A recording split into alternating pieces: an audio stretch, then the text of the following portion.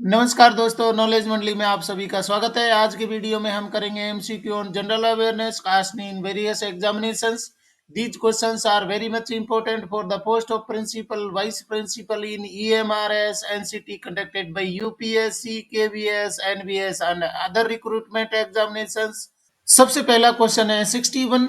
Which Carnatic music vocalist had been bestowed with Ramon Magsaysay award for ensuring social inclusiveness in culture in the year 2016।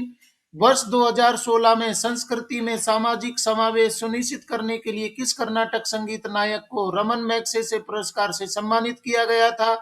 Option A Sudha Raghunathan, B Thodur Madabusi Krishna, C M Bala Murali Krishna, D Nityashree Mahadevan. Correct answer is B Thodur Madabusi Krishna. Next question 62.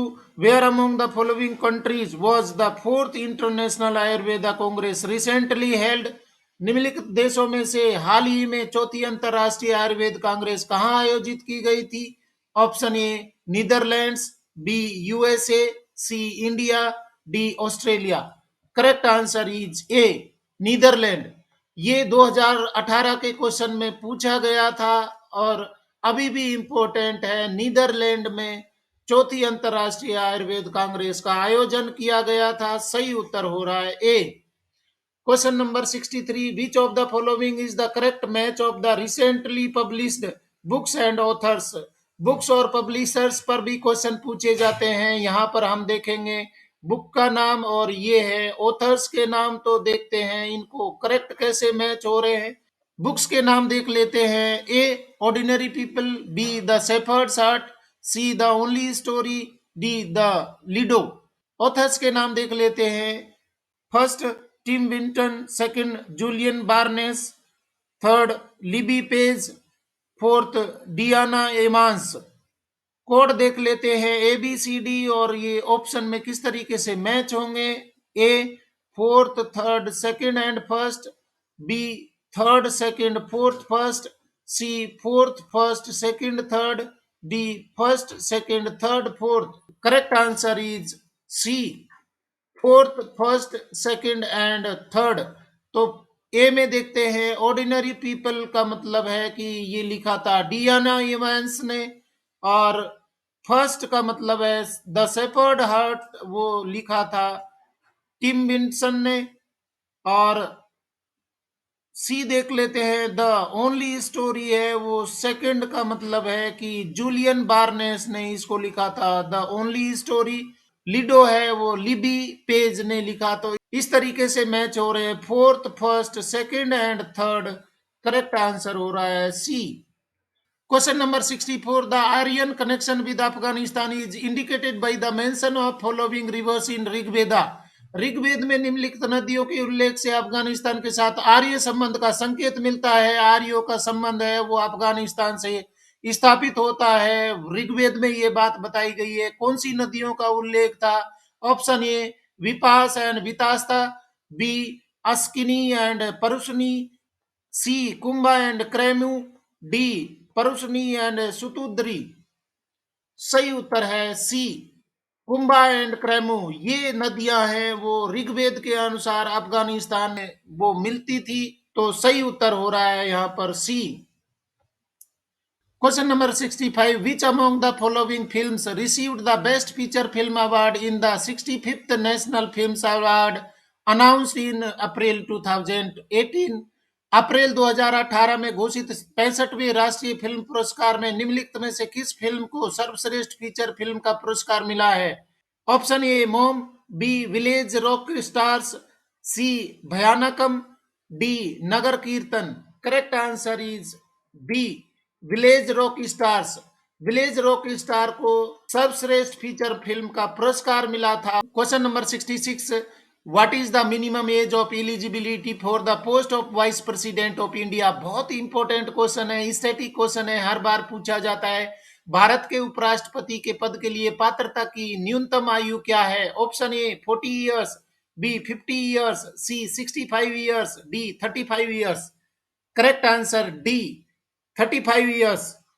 35 साल की उम्र है वो vice president के लिए minimum age निर्धारित की गई है? और जल्दी से बता दीजिए लोकसभा और राज्यसभा के सदस्य मिनिमम उम्र है वो कितनी निर्धारित की गई है? भारतीय संविधान के अनुसार उपराष्ट्रपति के लिए मिनिमम एज है वो 35 निर्धारित की गई है। Question number 67, which of the following is not an additional index introduce in human development index SDI 2010? निम्नलिखित में से कौन मानव विकास सूचकांक एसडीआई 2010 में पेश किया गया एक अतिरिक्त सूचकांक नहीं है? एसडीआई मतलब कि मानव विकास सूचकांक है वो बनाया जाता है, हर साल रिलीज किया जाता है, तो उसको कौन से मानक है उनको शामिल नहीं किया गया था एसडीआई में 2010 में। ऑप्शन देखते हैं, A gender in equality index GII, B multi dimensional poverty index MPI, C environmental safety index ESI, D inequality adjust human development index IHDI. सही उत्तर है C environmental safety index ESI है, इसको शामिल नहीं किया गया और बाकी को शामिल किया गया है। जेंडर इनइक्वलिटी इंडेक्स जीआईआई को शामिल किया गया, multi dimensional poverty index MPI को भी शामिल किया गया और inequality adjusted human development index IHDI है, इसको भी शामिल किया गया, परंतु ईएसआई को नहीं शामिल किया गया 2010 की मानव विकास सूचकांक रिपोर्ट बनाने के लिए। सही उत्तर हो रहा है सी।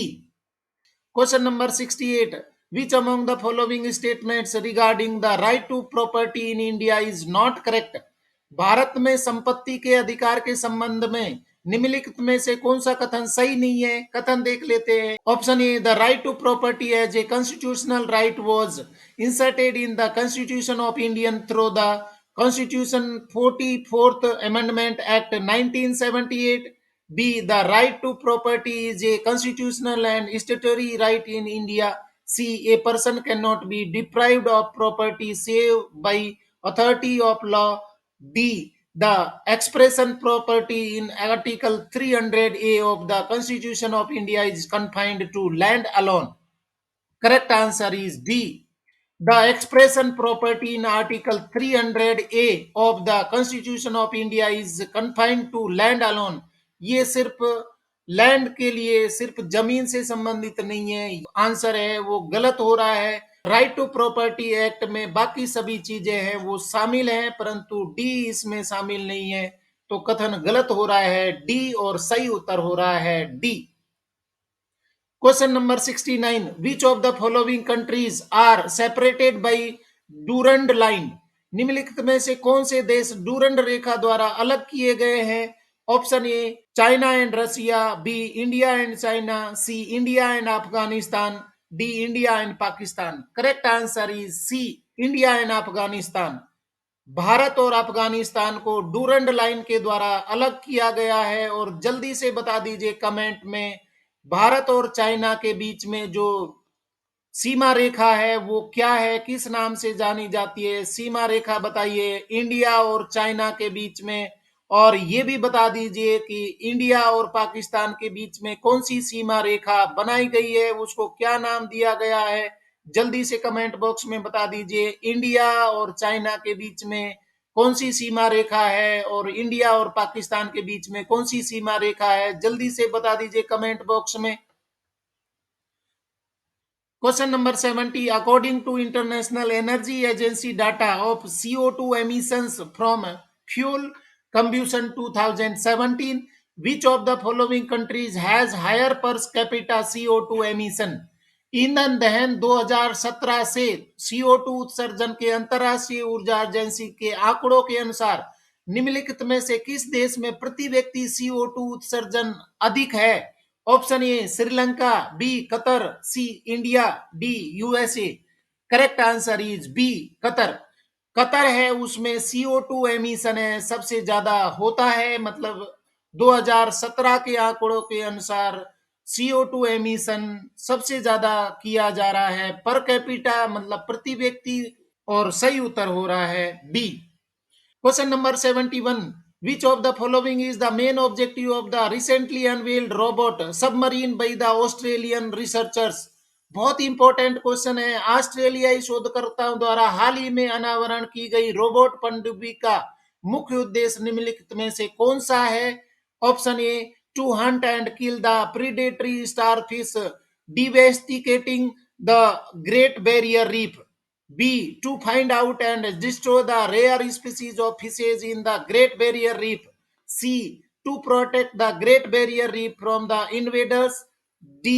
To hunt and kill the blue whales of the Great Barrier Reefs. Correct answer is A.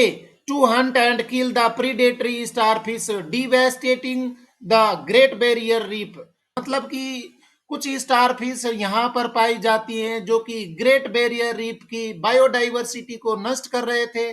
तो वहां पर एक रोबोटिक पनडुब्बी बनाई गई है ऑस्ट्रेलियन शोधकर्ताओं के द्वारा, जो कि इन स्टारफिश को किल करेगी, खत्म करेगी, पकड़ेगी, जो बायोडाइवर्सिटी है उसको बचाया जा सकता है। सही उत्तर हो रहा है A. Question number 72, Vande Mataram was sung for the first time in which session of the Indian national Congress? Hindi अर्थ देखते हैं। वंदे मातरम भारतीय राष्ट्रीय कांग्रेस के किस सत्र में पहली बार गाया गया था? Option A, Varanasi 1905, B Lahore 1909, C Mumbai 1889, D Kolkata 1896। Correct answer is D, Kolkata 1896। Next question 73. In the year 2018, the rescue and relief operation for the flood hit Kerala state was launched by the Indian Navy. What is the name of this campaign? मतलब भारतीय नौसेना के द्वारा बचाव अभियान शुरू किया गया था, जो कि बाढ़ प्रभावित राज्य केरल को बचाने के लिए शुरू किया गया था। उस अभियान का नाम क्या था? ऑप्शन देख लेते हैं। ए, ऑपरेशन बचाव, बी ऑपरेशन सहयोग, सी ऑपरेशन हिंद, डी ऑपरेशन मदद। Correct answer is D, operation मदद। ऑपरेशन मदद है वो शुरू किया गया था भारतीय नौसेना के द्वारा। Next question 74, which of the following boxing coach was given the Dronacharya award at the national sports awards 2018? निम्नलिखित में से किस बॉक्सिंग कोच को भारतीय खेल पुरस्कार 2018 में द्रोणाचार्य पुरस्कार दिया गया? Option A, C A Kuttappa, B Jagdish Singh, C Gurbaksh Singh Sandhu, D L इम्बोचा Singh. Correct answer is A, C A Kuttappa. Question number 75, when was the Indian Lok Sabha elections amendment 2018 held? भारतीय लोकसभा चुनाव संशोधन 2018 कब किया गया? Option A, May 2018, B April 2018, C June 2018, D August 2018। Correct answer is D, August 2018। भारतीय लोकसभा चुनाव संशोधन 2018 है वो अगस्त 2018 में किया गया था। सही उत्तर हो रहा है D. Question number 76, facial recognition technology was first deployed oblique would be first deployed in dash Olympics? चेहरे की पहचान तकनीक को सबसे पहले डैश तैनात किया गया था या ओलंपिक में सबसे पहले तैनात किया जाएगा? Option A Beijing, B London, C Tokyo, D Paris. इसका सही उत्तर है सी Tokyo.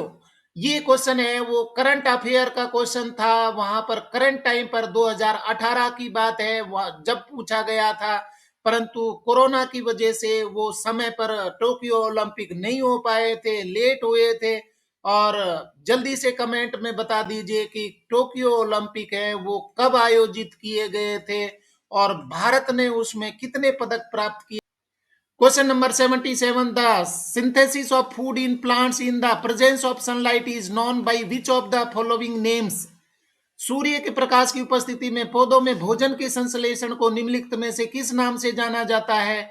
Option A heterotrophic, B respiration, C evaporation, D photosynthesis. ये साइंस का क्वेश्चन पूछ लिया गया है, बायोलॉजी का क्वेश्चन पूछ लिया है और जीके में कुछ भी पूछा जा सकता है। सही उत्तर हो रहा है यहाँ पर डी, फोटोसिंथेसिस। प्लांट है सनलाइट की प्रेजेंस में अपना फूड प्रिपेयर करते हैं, तो उस प्रोसेस को कहते हैं फोटोसिंथेसिस।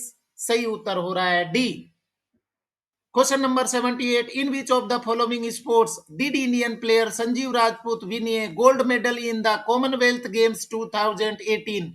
राष्ट्रमंडल खेल 2018 जिनको कॉमनवेल्थ गेम्स 2018 भी बोलते हैं, में भारतीय खिलाड़ी संजीव राजपूत ने निम्नलिखित में से किस खेल में स्वर्ण पदक जीता था? Option A shooting, B weight lifting, C wrestling, D boxing. सही उत्तर है ए, संजीव राजपूत ने शूटिंग में गोल्ड मेडल प्राप्त किया था 2018 के राष्ट्रमंडल खेलों में। सही उत्तर हो रहा है A. Question number 79, the national research centre for grapes CAR is located at which of the following places? राष्ट्रीय अंगूर अनुसंधान केंद्र ICAR निम्नलिखित में से किस स्थान पर स्थित है? Option A Kolhapur, B Pune, C Mahabaleshwar, D Nashik. Correct option is B Pune. और T20 क्वेश्चन का लास्ट क्वेश्चन है 80, which of the following article of the Indian constitution provides for the process of impeachment of the president? भारतीय संविधान का निम्नलिखित कौन सा अनुच्छेद राष्ट्रपति के महाभियोग की प्रक्रिया प्रदान करता है? Option A article 93, B article 88, C article 61, D article 79। Correct answer is C article 61 भारतीय संविधान के अनुच्छेद 61 के अनुसार राष्ट्रपति पर महाभियोग लगाने की प्रक्रिया को बताया गया है और सही उत्तर हो रहा है यहाँ पर सी। इस तरीके से फ्रेंड्स हमने T20 क्वेश्चंस के 20 क्वेश्चन हैं वो कर लिए हैं। ये क्वेश्चन है विभिन्न परीक्षाओं में पूछे गए थे जो कि बहुत ही इंपॉर्टेंट है for the post of principal, vice principal in EMRS, NCT conducted by UPSC, KVS, NVS and other examinations। इसी तरीके के क्वेश्चंस है मेरे चैनल पर अवेलेबल है। आपको प्रिंसिपल, वाइस प्रिंसिपल के सिलेबस को कवर करने के लिए सारे क्वेश्चंस हैं, कंटेंट हैं, वो चैनल पर अवेलेबल हैं। अगर आपने नहीं देखे हैं तो जरूर देखिए और अपनी प्रिपरेशन को कंप्लीट करिए।